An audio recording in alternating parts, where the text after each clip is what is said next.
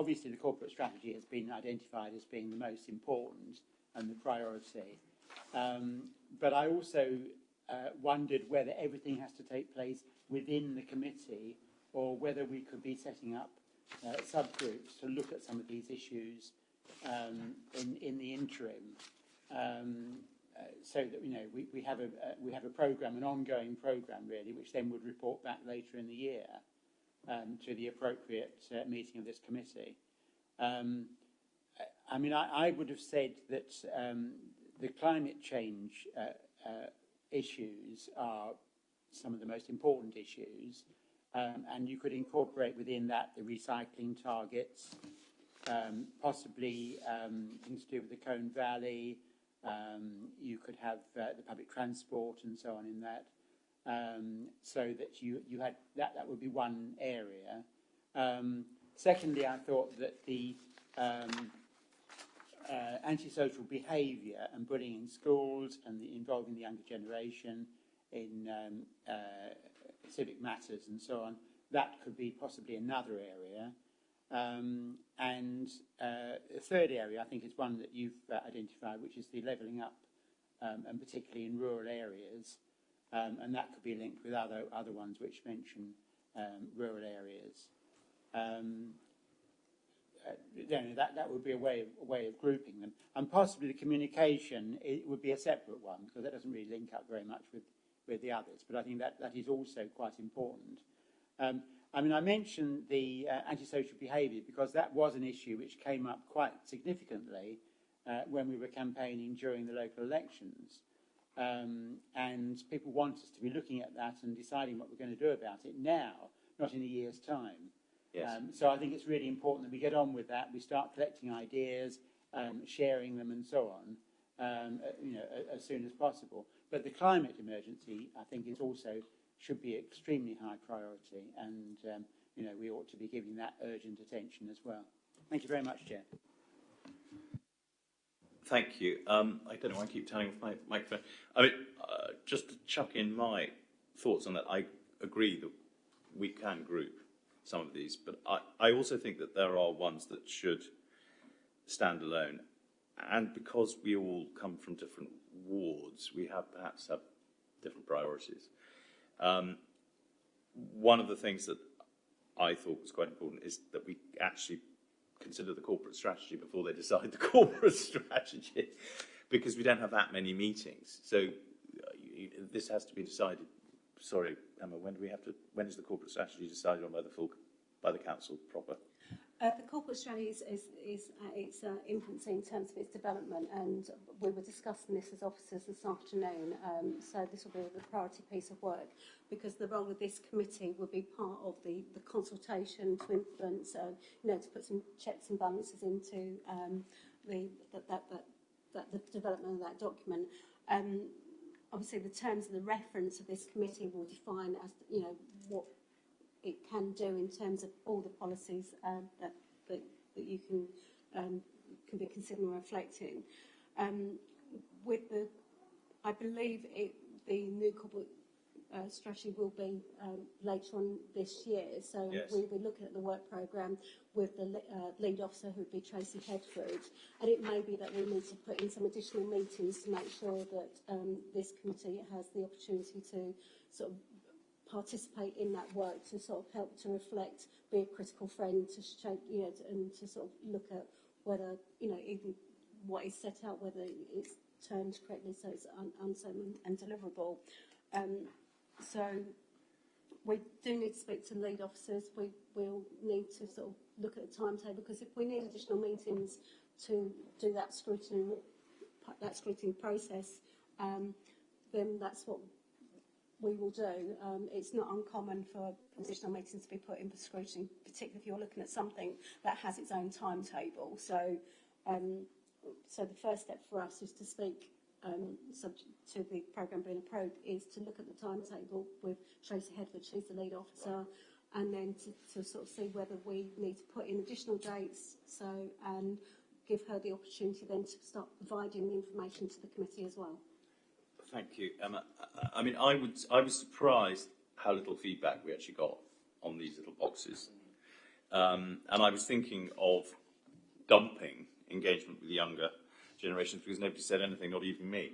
But if, as you suggest, Councillor Finken, we come up with 3 or 4 sort of themes which we turn into topics, but perhaps we start with corporate strategy because we need. I mean, I want to help and please my constituents, and they will be interested in some of these, and they won't be interested. They're very interested, perhaps more than I am, in the climate crisis, which they now call it. We obviously read different newspapers, but they're very interested in local transport.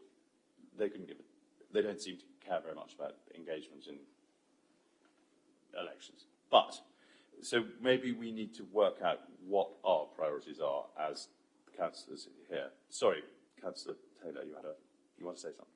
You know, I agree with Councillor Finken, particularly around climate change. I think setting up a climate change working group would be a fruitful Okay, I just have to caution members here, because you're not here to fix the problem or to examine it. You're here to look at the council's policies that we have in place. Yep. So, and this is something that comes up quite frequently in scrutiny, is that because you have a topic before you, there's sometimes a misunderstanding that you'll examine that and you'll have powers to sort of make proposals to resolve that.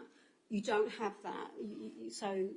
So you do have to be careful as to what you look to try to achieve at looking topics, because some of those functions are sat within other parts of the organisation and outside your jurisdiction. So when you look at climate strategy, the council's climate strategy, you are looking at the delivery of that policy and whether there needs to be some shaping of that policy, not that you are going to put measures in place as a result of that policy. Fine. So Fine.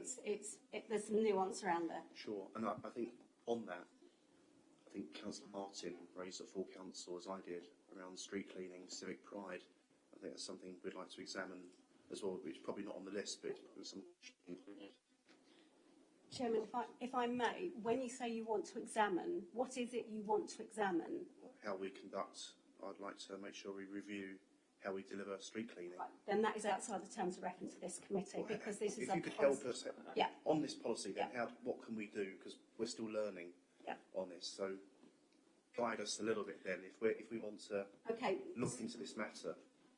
Well, this is the Corporate Policy Committee. Okay. So your terms of reference as set out in the Constitution is that you will perform the following functions in line with a work programme agreed with the Cabinet. Yep. And that is to conduct reviews of policies, services, aspects of services where there is an identifiable need by itself or through establishing a task finish group, to make suggestions on the development of policies and suggest new policies where appropriate, and to work with or appoint representatives to work on other authorities to carry out a joint scrutiny. So you are the policy focus limited. So if you want to look at a particular subject, the starting point would be, what are our existing policies on this? Do we have them? Don't we have them? What do they achieve? And what's the evidence to say that there's deficiencies or that they are actually working?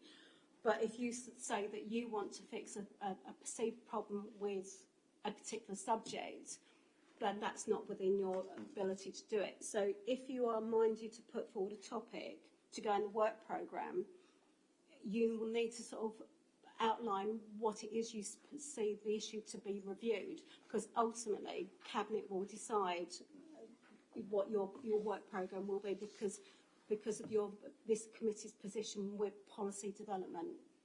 Okay. Fine. Okay. I'll give it some thought. I'll give it some thought. You give that some thought. Do any Jim?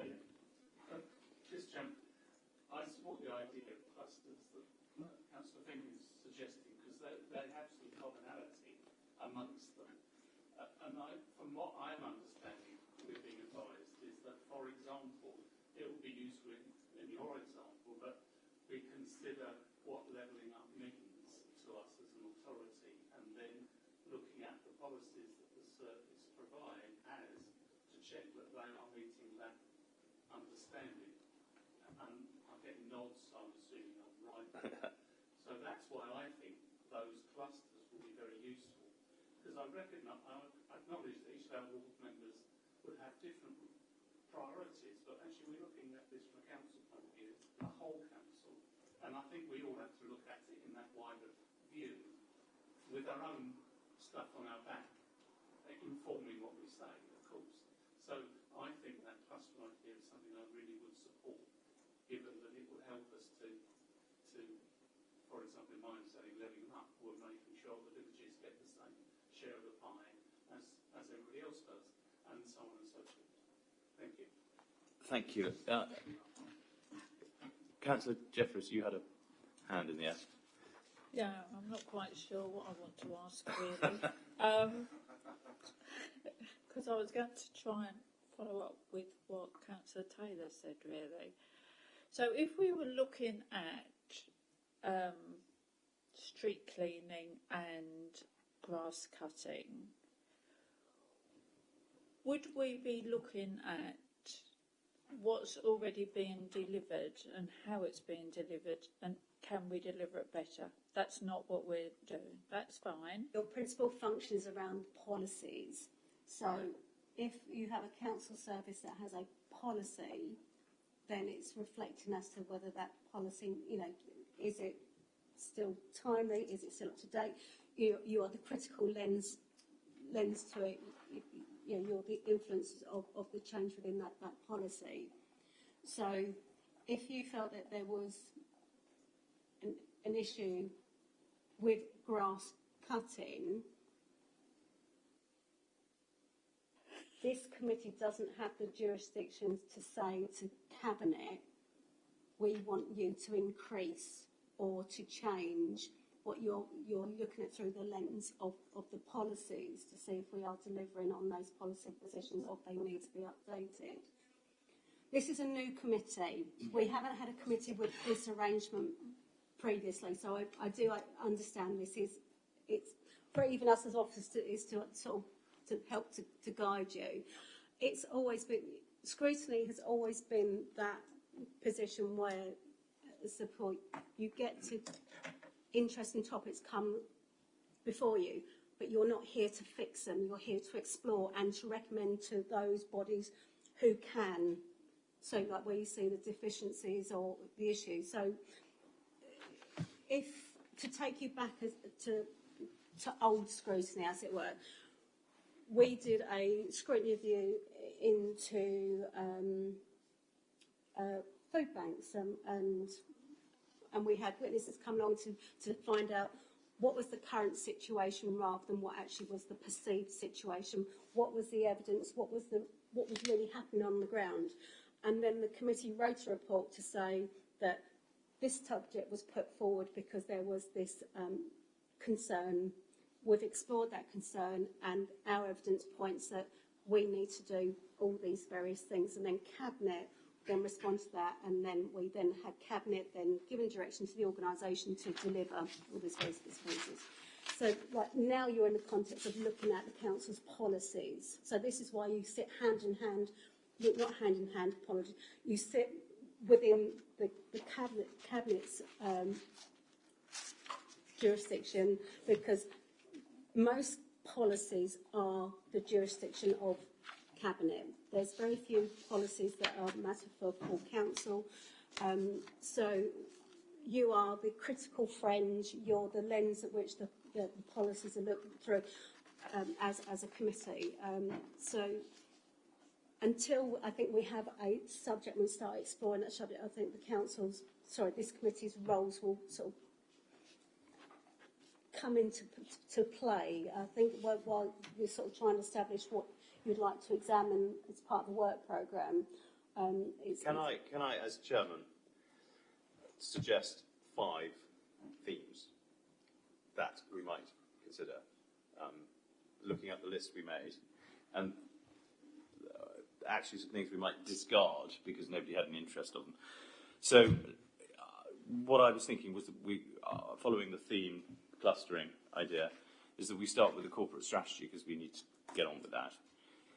Then if we, I mean, I think that I'm interested in the levelling. I'm prepared to put this in any order, but why don't we group together Colne Valley as part of the district, Braintree City Council's progress in levelling up, and public transport as another cluster.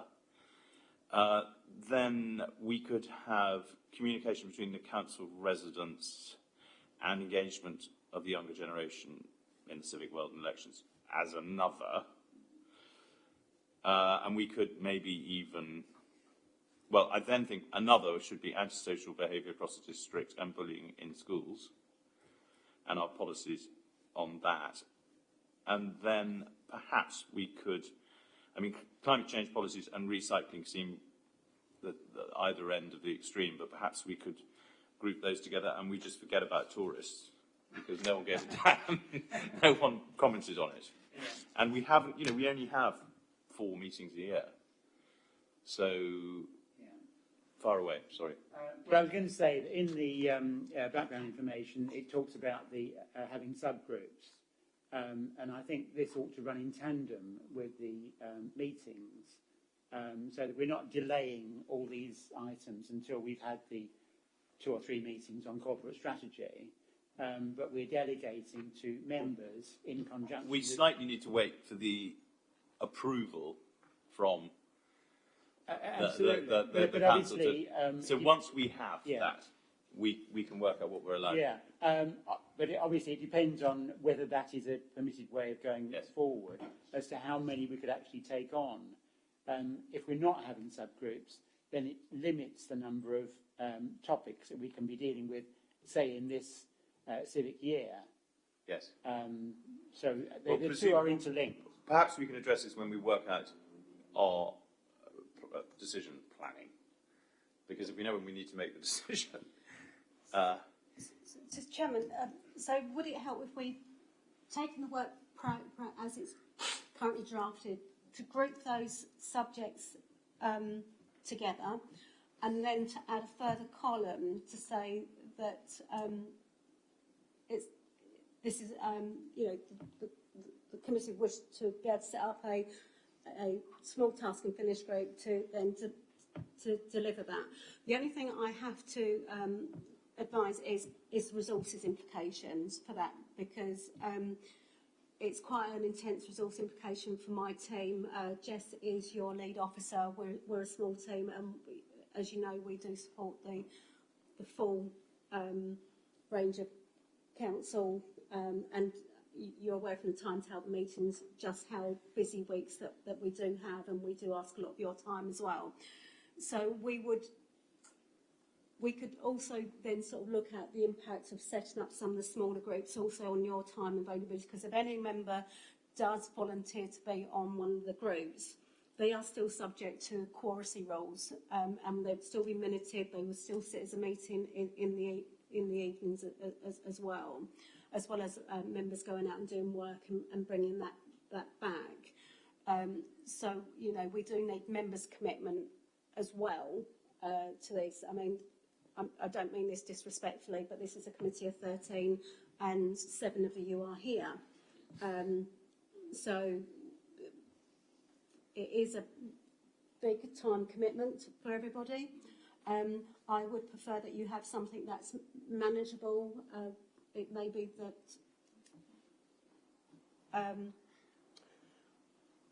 that we have like one task and finish running at the same time as another. So, you know, because you've got all other commitments as well. You sit on other committees, you've got other roles and responsibilities outside of you know, your council duties. So we can modify the plan to show it as themes, suggested task and finish group.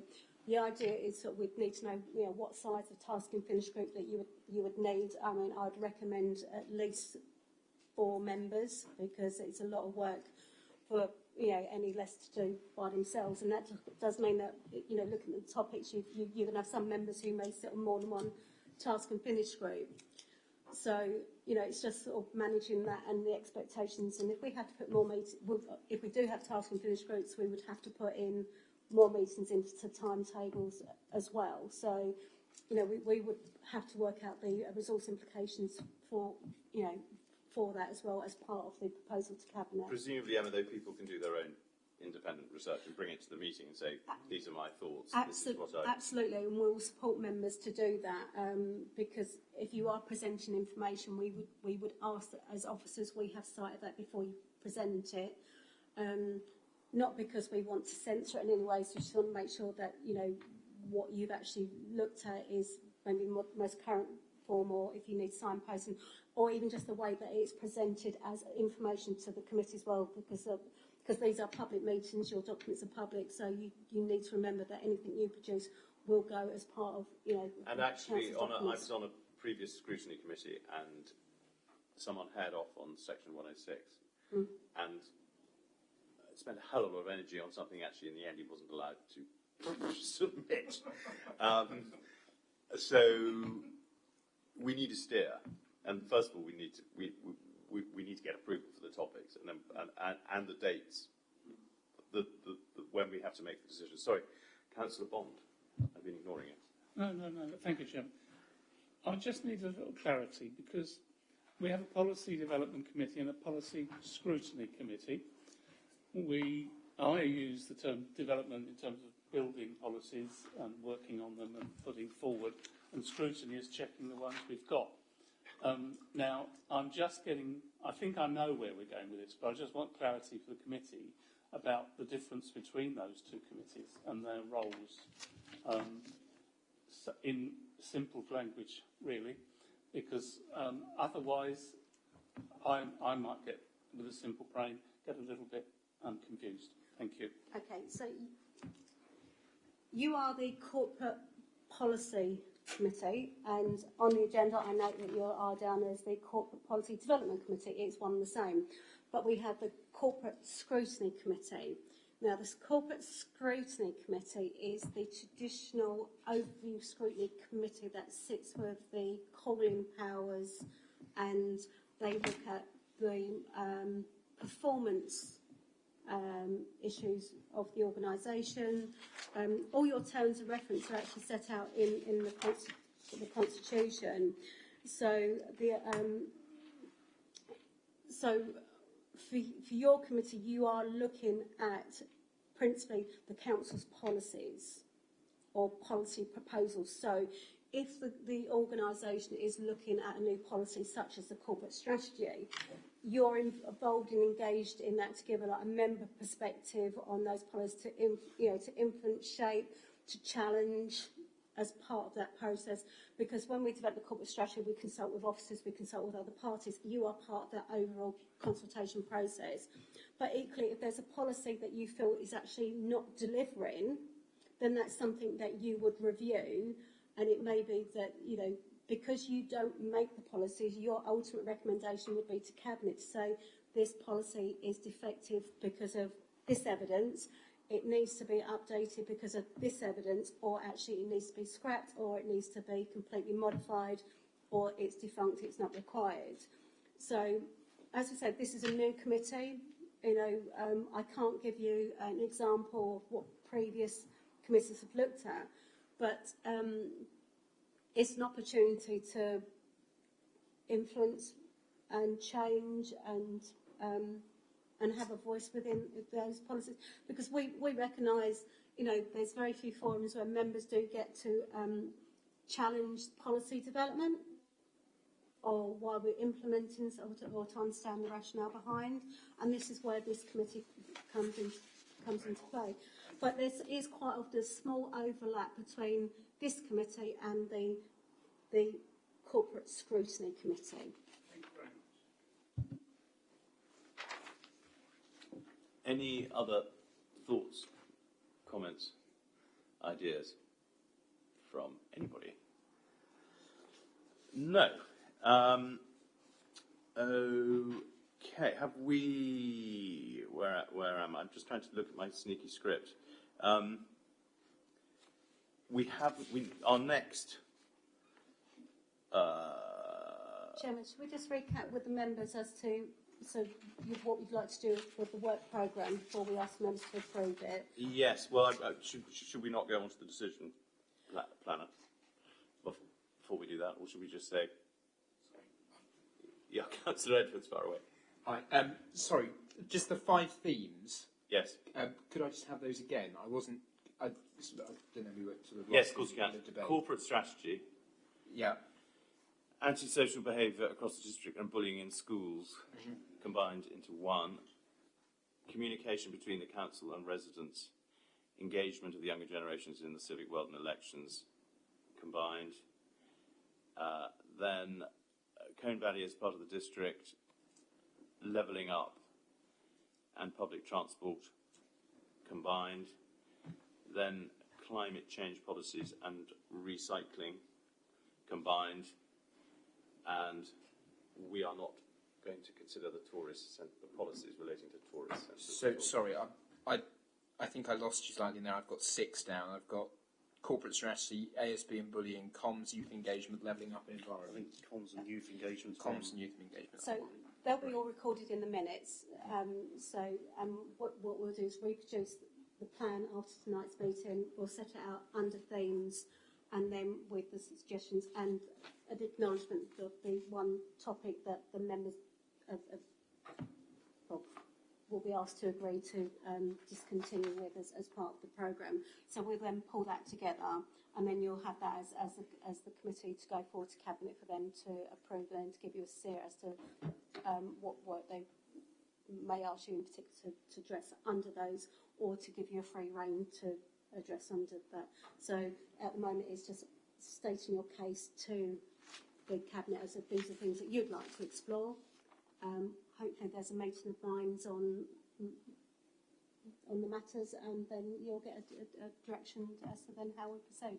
But certainly with the corporate strategy, because we know that is a piece of work that needs to be, we'll in the meantime start to build the invitations to the officers to get the background information to you. So we at the meetings we'll then have officers talking to you about that and getting documents out to you to review as well.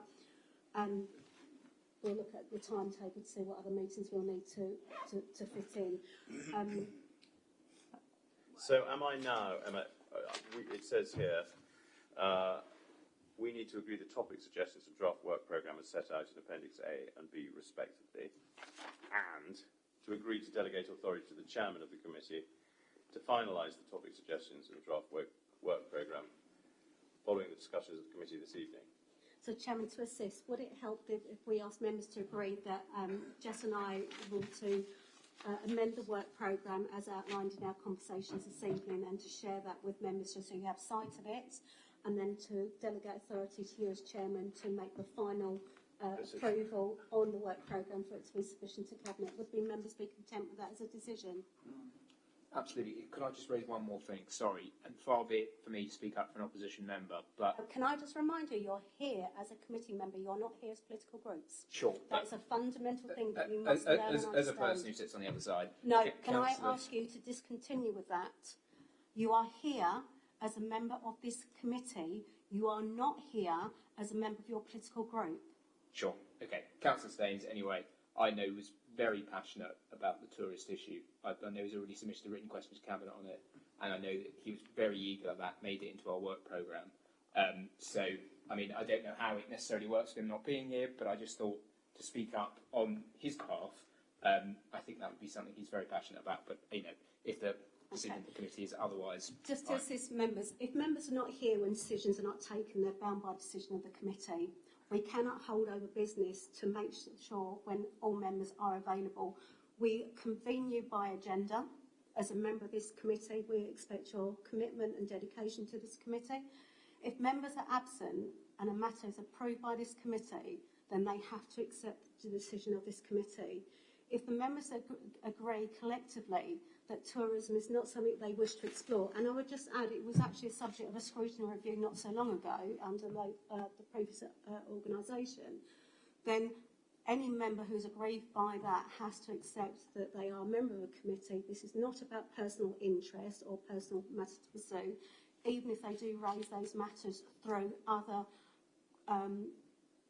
information access routes through the Constitution, such as written questions and questions to Cabinet members of full council.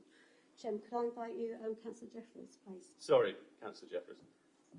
It's possible, I suppose, that tourism might come up under the Colne Valley and levelling up in any case. But also to go back to the point of us and them, which of course there isn't an us and them, the layout of this room is not very conducive, is that the right word? Yeah. Conducive to inter-party relations. It does feel a bit us and them. That's fine. We can. It's when we are. Sorry, Chairman, we are getting slightly off topic, but we have a layout because we just have to have a layout when we set the committees up. We can change this. If you wish to all be mixed up, that's not a problem, we can do that. The only reason we have a seating plan is because we have officers who do the webcasting and we just ask people to sit where they're sitting. The Chairman did actually raise this in the officers' briefing beforehand, so we will work with the Chairman to set out how he would like his committee sat. Is that okay, members? I understand that we have to have it for the cameras, but I think it would be friendly. Yeah, no problem at all. And I would just add that Councillor Staines didn't contribute a comment on tourism in the box. We've got Councillor Bond as well. Oh, sorry. Well, actually, Councillor Chairman, you just said what I was going to say. There are no additional comments, and and I pick up what Councillor Jefferson said, that it's likely, if we have that in our heads, that it will raise itself anyway in the other discussions, because Colne Valley is quite a significant part of the tourist interest for people coming. So I think it will be there anyway without it being formally noted. Thank you, everybody. So can I assume you're happy for Emma and Jess to basically organise, sift and make sense of what we've said, and then delegate the final decision about what topics we're going to look at to me? Could I have your approval? Sorry, I'll move. Okay, and thank you very much. Okay, the recommendation has been approved. We will now proceed with agenda item 6, decision planner. The decision planner for the period 1st of August to the 31st of October 2023 is set out on pages 14 to 19 of the agenda. This item is for noting only. Do members have any comments in respect of the decision planner? It's pretty empty, so you're not. We move and second collectively to note it. Right, well done. Thank you, members. The decision plan has been noted. We've now proceeded with agenda item 7, Cabinet responses to scrutiny reviews. Members were asked to note the responses of the Cabinet at its meeting on the 10th of July 2023 to the recent scrutiny reviews into litter management across the Braintree district and markets and associated events.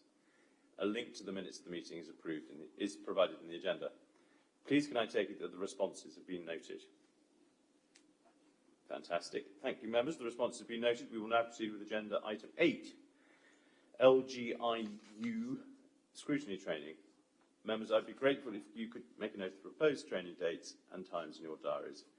Wednesday the 13th of September at 7 o'clock, introduction to scrutiny, and Wednesday the 25th of October at 7 o'clock, questioning skills.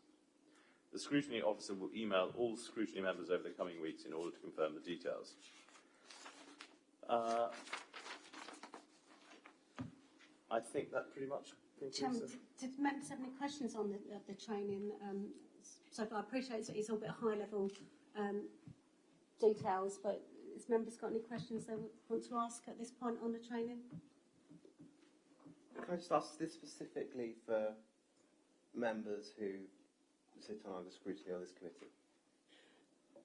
Yes. Right. So,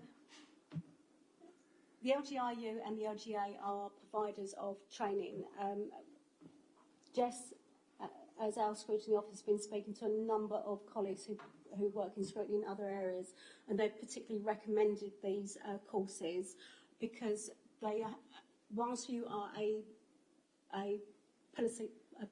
committee who will focus on policy, the skills and the background to scrutiny is still important to you understanding to examine this. So we've had a couple of colleagues from county who've said that their members got an awful lot out of those courses, and they were very well attended and received very well as well. Yeah, I can just add to it. The questioning skills training course was particularly well received by the colleagues at Essex County and members there. They went on to recommend them elsewhere.